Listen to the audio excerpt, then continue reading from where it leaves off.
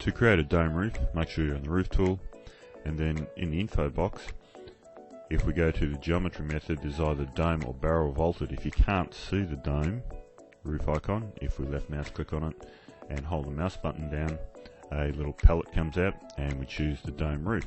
Once selected, we go to our floor space when we want to create the dome. Now I've just touched the edge of this slab and automatically the halfway marker is coming up. I can zoom into there, and as I touch it you can just see it there. The smart guides are trying to preempt the position of it as well. I'm going to left mouse click once, and as I drag the mouse out I can type in a distance into the tracker palette, or I can just match up with an element on the ground, in this case the slab. If I click once, it starts the dome roof, but if I click again or push enter twice at the same spot, and I'm just going to accept this for the time being, it creates a perfect circle, similarly to how we would create an arc or a 2D circle. So I'm just going to push Ctrl Z or Apple Z to undo that, and do that again, left mouse click and go up to the top there. This time I'm only going to draw half a circle, so I'm just going to move my mouse down. I've clicked once on to start the roof, and I'm going to move that down to the other side, and let's just say I want a perfect half roof.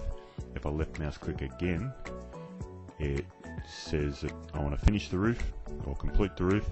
Then over here we've got the pitching height, or where the roof is going to start, and to the current story, so this is at 3 meters high. Then horizontal segments, there's 7, vertical segments 15. As I increase these, the dome becomes smoother because there's more resolution in the dome. The roof thickness, the material is 135.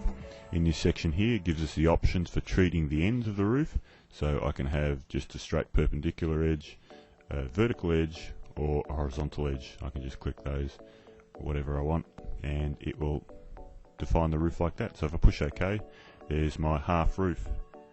Now if I wanted to draw a segment of a dome roof, I'm just going to move this over here, I can simply do the same thing. I might just click there,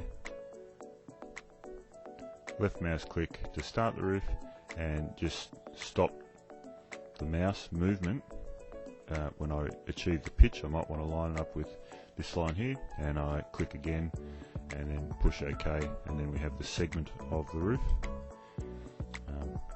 If I just do that in a bit more clear space, I can, let's say I bump up the segments to 15 there and 30 here. Now we push OK, we can see how it's a lot smoother. It's got a lot more roof segments. If I go to the 3D window, we can see the difference in the resolution, how much smoother that roof looks.